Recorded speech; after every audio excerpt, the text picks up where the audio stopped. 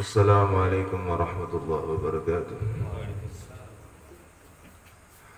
Alhamdulillah, wassalatu wassalamu ala rasulillah, Sayyidina wa habibina wa qurrati a'yunina wa maulana Muhammadin wa ala alihi wa sahbihi ajma'in. Rabbi israh li sadri wa yassir li amri wa hlul 'uqdatam min lisani yafqahu qawli. La haula wa la quwwata illa billahil aliyyil azim. Amma ba'd. Alhamdulillah, segala puji bagi Allah Subhanahu wa taala yang masih memberikan kita kenikmatan-kenikmatan yang sangat luar biasa. Allah masih memberikan kita kesempatan untuk dapat kembali menjalankan kewajiban kita sebagai hamba Allah, khususnya kita dipertemukan kembali dengan Allah dengan bulan Ramadan ini, bulan yang penuh dengan hikmah, bulan yang penuh dengan cahayanya Allah Subhanahu wa taala. Dan insyaallah dengan Allah memberikan kita kesempatan ini, Allah kumpulkan kita di dalam majlis ini, Allah jadikan kita menjadi hamba Allah yang Allah cinta, Allah ridha. Allah ampuni segala dosa dan kesalahan kita, keluarga kita, saudara kita, khususnya orang tua kita, guru-guru kita semuanya. Dan Allah catat nama-nama kita semua di dalam catatan nama-nama para penghuni surganya Allah. Dan Allah Subhanahu wa taala dengan keberkahan ini bulan, keberkahan ini kitab, keberkahan ini majlis, Allah jadikan kita menjadi hamba Allah yang Allah berikan kemenangan atas segala sesuatu, terutama kemenangan di dalam kita mengalahkan diri kita sendiri yang palsu. Ya, dan Allah Subhanahu wa taala jadikan kita orang-orang yang terselamatkan dari ancaman-ancaman akhir zaman insyaallah. Ya. Dan insyaallah Allah kabulkan segala hajat-hajat kita. Allah jadikan kita menjadi hamba Allah yang lebih baik lagi dari yang kemarin. Ya. Salawat dan salam marilah selalu kita mohonkan kehadirat Allah, agar Allah senantiasa mencurahkannya kepada junjungan kita Nabi besar Muhammad sallallahu alaihi wasallam, beserta kepada para keluarga, para sahabat dan juga seluruh umatnya di mana saja mereka berada.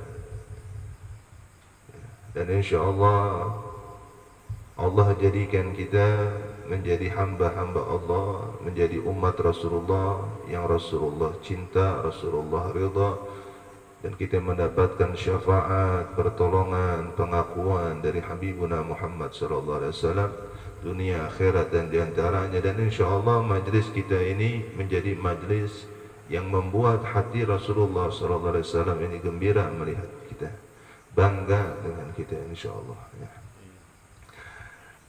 Nah, alhamdulillah ya, pada malam hari ini kita juga kedatangan tamu jauh ya, dari negeri Pulang Pisau ya, insyaallah ya. Alhamdulillah ada yang dari Basarang juga, alhamdulillah ya.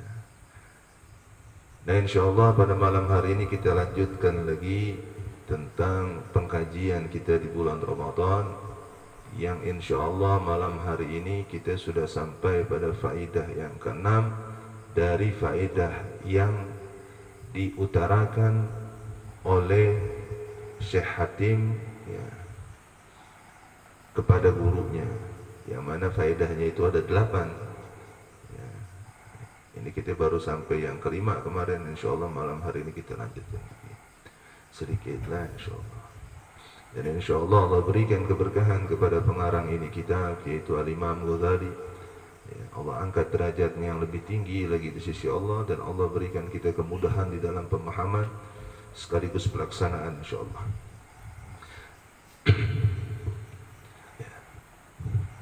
Al-faidatu sadisah, itu faidah yang keenam, anni ra'aitun nas yu'adi ba'duhum ba'dan li gharadin wa sababin.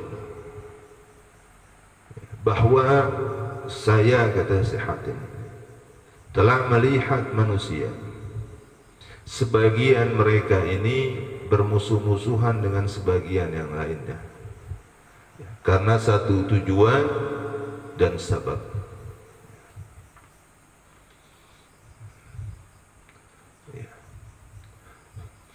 Fata'ammaltu qawluhu ta'ala, inna syaitana lakum aduun fattakhizuhu aduwan. Lalu saya renungkan firman Allah Subhanahu wa ta'ala, yaitu sesungguhnya setan itu adalah musuh bagimu, maka anggaplah ia sebagai musuhmu. Fa'alimtu annahu la tajuzu adawatu ahadin ghaira syaitan. Maka saya mengerti bahwasanya tidak diperbolehkan memusuhi seseorang pun kecuali setan. Nah, ini keadaan. Sekarang banyak juga saling musuh-musuh. Dalam satu majelis bisa musuh-musuhan, dalam satu masjid bisa musuh-musuhan. Ya. Padahal perintah Allah nggak boleh bermusuh-musuhan, nggak boleh terpecah belah. Yang harus dimusuhin itu cuma satu, setan. Akhirnya kalau saling bermusuh-musuhan jadi repot. Berarti yang satu menganggap yang dimusuhin ini setan, yang dimusuhin ini juga menganggap yang musuhin dia setan. Jadi setan saling bermusuh-musuhan juga kan sekarang. Nih, bingung juga ulun jadinya ini karena salah ini salah dalam penerapan daripada ayat. Kata Allah jangan terpecah, la ikraha fid din, tidak ada perpecahan, tidak ada pertentangan dalam agama. Tapi ternyata ada. Loh, kenapa jadi ada?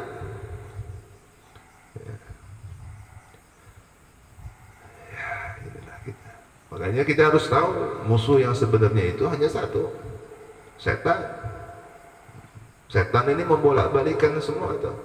Yang hak dibilang batil, yang batil dibilang hak. Nah, setan musuhin.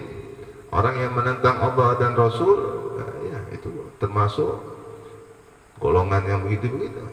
Setan. Makanya kalau zaman bahari katanya setan bentuknya nyata. Insya Allah kalau kita sudah tahu, kita kenal. Zaman sekarang juga setan wujudnya kelihatan juga, tampak juga setannya. Jangan diparakin, nanti kepidaraan, repot lagi nanti. Ya, insya Allah kita tahu dan insya Allah kita bisa mengamalkan itu tadi. Asal kita paham dengan firman Allah, inna syaitana lakum aduun fattakhizuhu aduwan. Ya. Setan itu musuh, maka jadikan dia musuh, jangan jadikan sahabat. Kalau setan dijadikan sahabat, akhirnya yang dimusuhin saudara-saudaranya sendiri, terpecah, hilang kekuatan. Ya Allah, ya Rabb. Bangga pula di kotak-kotak. Ya. Lalu al-faidatus sabi'ah, dan faidah yang ketujuh itu adalah anni ra'aitu kulla ahadin, bahwa saya telah melihat setiap orang yas'a bijiddin wa yajtahidu bimulaghatin li talabil maut wal ma'as, bi talabil quti wal ma'ash. Ya. Jadi kata Syekh Hatim tadi, bahwa saya telah melihat setiap orang ia serius, rajin, sungguh-sungguh, secara maksimal, berarti bujur-bujur untuk mencari makanan yang pokok dan penghasilan hidup. Ya, beneran tuh kalau yang begitu tuh. Ya. Bihaisu yaqa'u bihi fi subhatin wa haramin wa yuzillu nafsahu wa yankusu qadrahu. Ya. Di mana ia dapat terjerumus dengan sebab hal-hal itu ke dalam kesubhatan dan keharaman, dan ia dapat menghinakan dirinya dan dapat mengurangi derajat kehormatan dirinya. Nah, ini terjadi juga sekarang, ya Allah, ya Rabb. Ya. Fa'amaltu fi qawlihi ta'ala wa ma min dabbatin fil ardi illa 'ala Allahi rizquha. Lalu saya, kata Syekh Hatim ini, merenungkan firman Allah, yaitu wa ma min dabbatin, dan tidak ada suatu binatang melata pun fil ardi, di bumi, illa 'ala Allahi rizquha, melainkan Allah lah yang memberi akan rizkinya.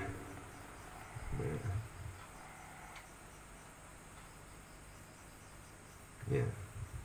Kita yang ngasih rezeki. Kalau ada yang mengatakan atau seakan-akan selain Allah, berarti lebih parah daripada binatang melata. Sudah. Binatang melata aja yang kita kadang pernah lihat bentuknya, ya, itu Allah yang memberikan rezeki. Kalau kita ini ternyata ragu dengan itu tadi, ya, lalu kayaknya kita serius benar untuk urusan yang begitu, seakan-akan Allah ini lupa sama kita. Awas, hati-hati kita ini. Fa'alintu anna rizqi 'ala Allahi wa qad dominahu fastaghaltu bi ibadatihi wa qata'tu tama'i amman siwa.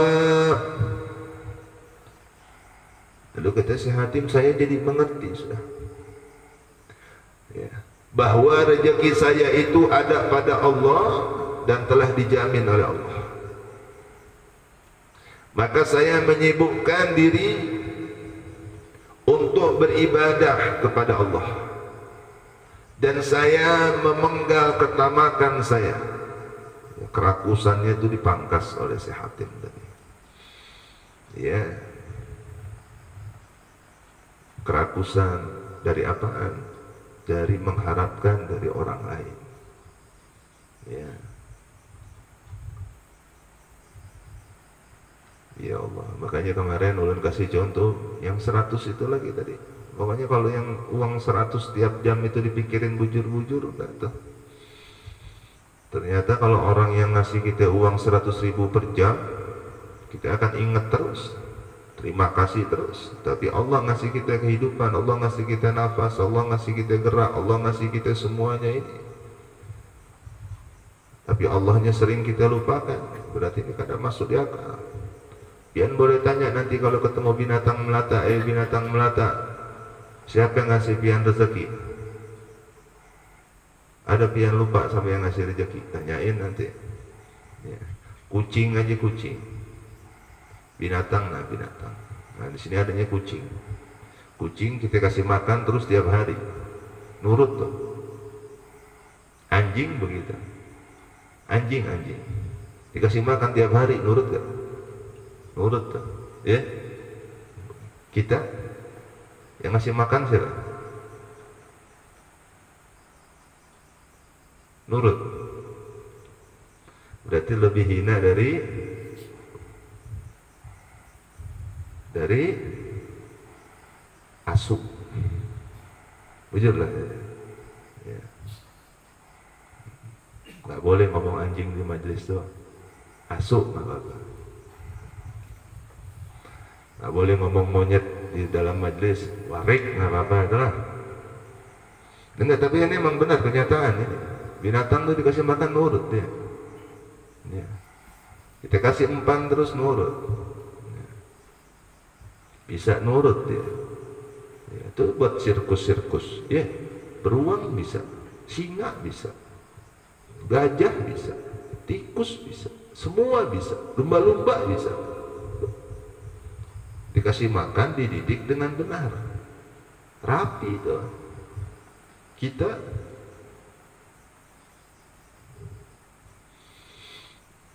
ya Allah ya, insya Allah nih ya, kita bukan termasuk golongan orang-orang yang melupakan yang seharusnya jangan kita lupakan. Ini terakhir. Wal faidatus saminah. Dan yang kedelapan itu adalah bahwa anni ra'aitu kulla wahidin mu'tamidan ala syai'in makhluqin, yaitu bahwa saya telah melihat setiap orang mengandalkan diri kepada sesuatu berupa makhluk. Ba'duhum ila dinari wa dirham. Sebagian mereka menyandarkan atau menggadaikan diri mereka kepada dinar dan dirham, ya, yaitu duit. Ya Allah, fulus, ya Allah, fulus. Ya. Lalu mengandalkan dirinya itu kepada orang lain yang punya banyak dinar atau dirham, ya, punya banyak uang. Diikutin terus kemana itu? Bujur. Diikutin nggak? Kata yang punya uang, pian mau uang, mau. Ya sudah, pian umpat ulun, begawi. Toko buka jam 8, jam 8 dibuka toko. Ya, misal. Ya. Tutup jam 5 tutup. Kadang-kadang lewat dari jam 5 baru dia tutup. Dia disayang sama bosnya. Iya. Ya. Ini mengandalkan rezeki kepada itu orang. Padahal nggak apa-apa itu ikhtiar, tapi akhirnya jadi kebablasan. Seakan-akan kalau dia kada begawi, akhirnya hilang mata rantai rezeki itu. Ini salah juga kita. Tidak apa-apa, memang itu udah keharusan. Kita begawi di tempat orang itu punya peraturan, harus kita umpat. Itu begawi.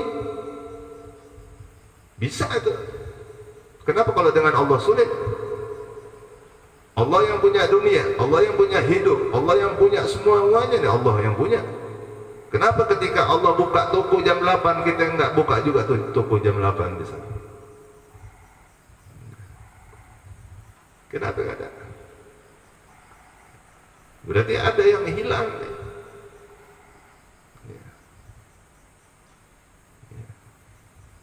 Malah ada lagi yang lebih parah. Mereka lebih ngikut apa kata orang kafir. Mereka lebih taat kepada peraturan orang kafir kepada peraturan Allah sendiri, kan lebih parah lagi itu namanya. Alasan ikhtiar. Ikhtiar apa? Ikhtiar membuat Allah marah dia. Ikhtiar membuat Allah murka. Naudzubillah, itu ikhtiar yang kada ada berkahnya pasti sudah. Makanya kita jangan, di saat kita ikhtiar, ingat di atas segala ikhtiar kita ada Allah. Jangan lalai. Ya. Wa ba'duhum ilal mal wal mulk. Dan sebagian mereka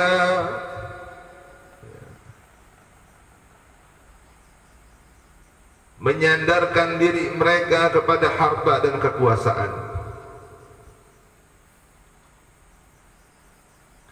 Wa ba'duhum ilal hirfati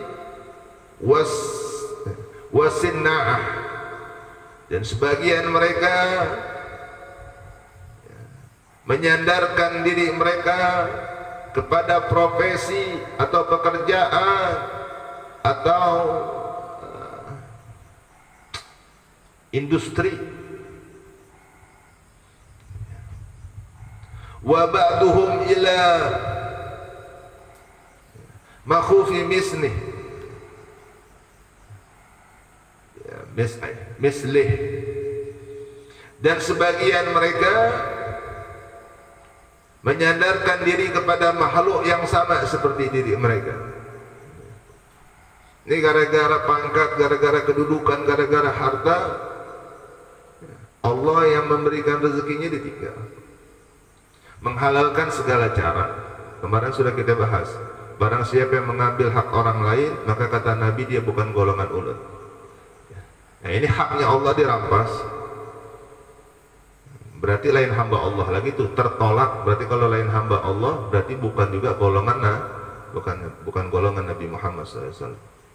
A'udzubillah min zalik. Dan sekarang banyak kayak begitu. Aturan mereka merasa lebih tinggi daripada aturan Allah.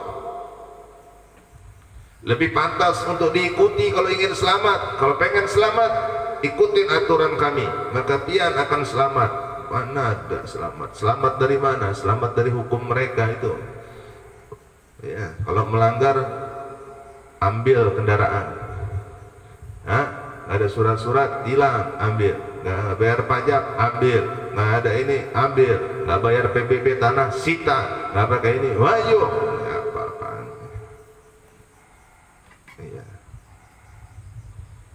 Ada yang miskin juga ikut kena gusur, kena usir. Ya, jadi pertanyaan, kalau nggak ada otak, kenapaan kira-kira? Nah, ini sudah dijelaskan. Karena mereka itu akan apa namanya? Menyandarkan diri mereka kepada harta dan kekuasaan, rakus. Ya, profesi, ya, industri atau perdagangan sudah usaha mereka. Kalau toko kada buka, bagaimana ini makan? Nah, ini sudah mulai menyandarkan ke situ tuh. Ya.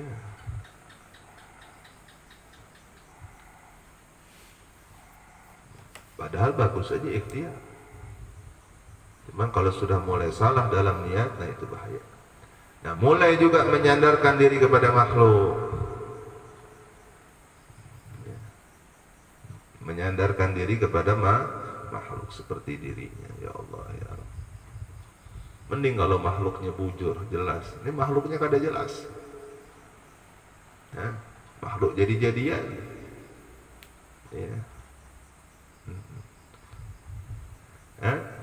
Sebelum dipilih, ya Allah lucu mukanya ya. Sebelum dipilih, lucu muka. Ya Allah kayak anak kucing baru lahir. Imut dah. Begitu sudah jadi. Nah, kayak harimau kelaparan.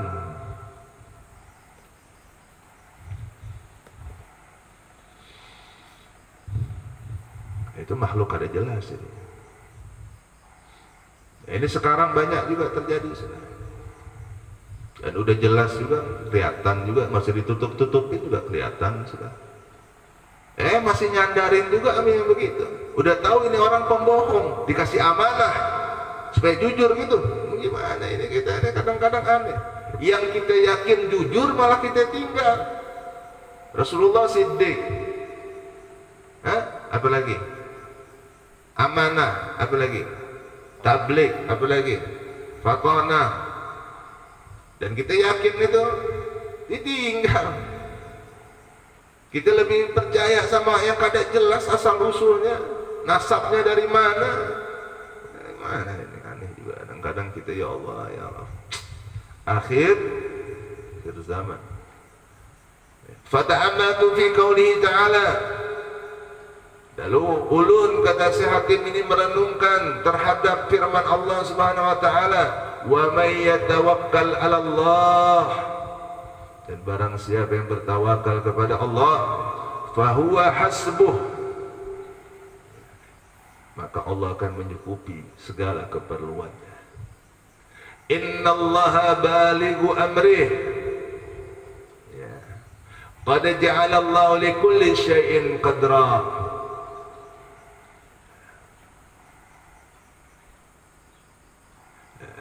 Sesungguhnya Allah ini telah mengadakan ketentuan bagi tiap-tiap sesuatu. Ya.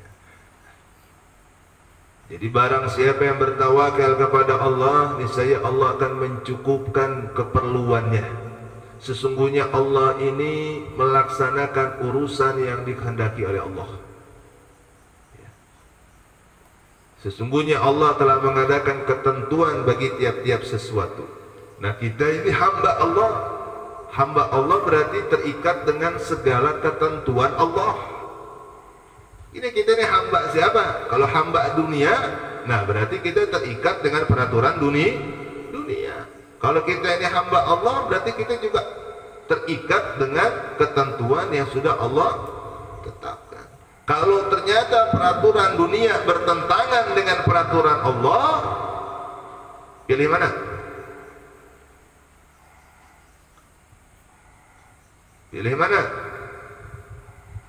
Pilih dunia aja, Beb, dulu, Beb. Ya. Akhirnya jadilah kita budak dunia. Nah, itulah yang dimaksud juga orang-orang yang tenggelam. Ya, insya Allah kita jangan, ya Allah, ya Rabb.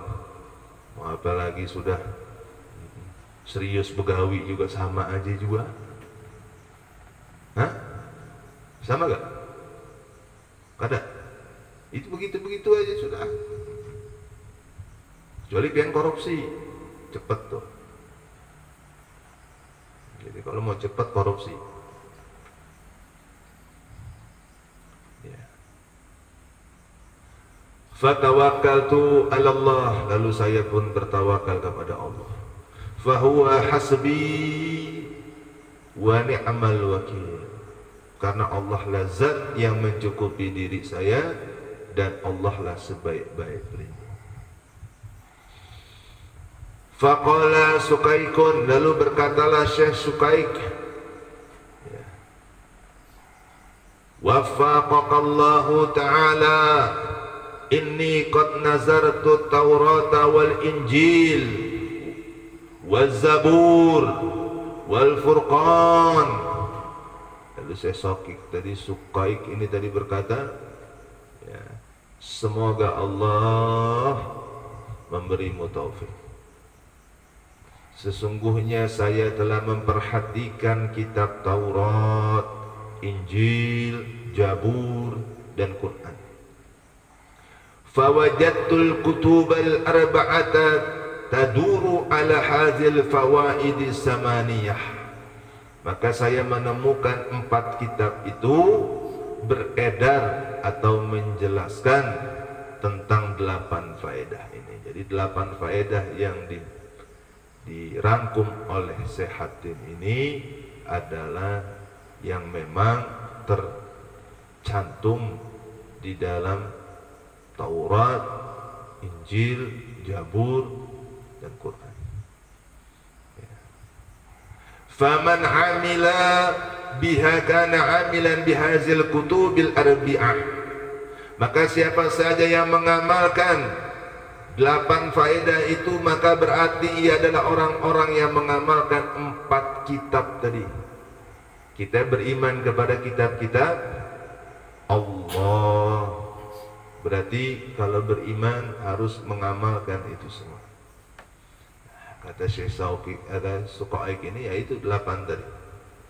Kalau memang kawat kita melaksanakan itu, insya Allah maka kita adalah menjadi orang-orang yang mengamalkan 4 kitab, Taurat, Injil, Zabur dan Furqan, Quran.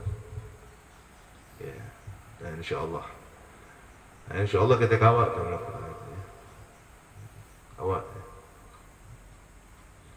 Nah,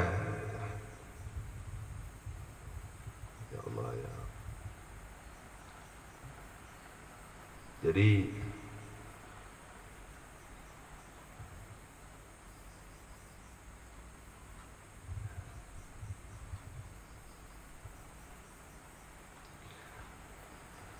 nah, ulun rasa untuk pengkajian kitab kita ini malam kita sudahin dulu ya. Kita dengerin nanti sama-sama. Jadi tidak usah direkamnya.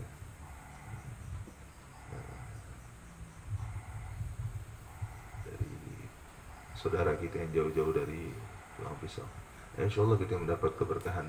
Ya, Insya Allah kita dapat keberkahan dari ini semua, dan kita dapat mengamalkan.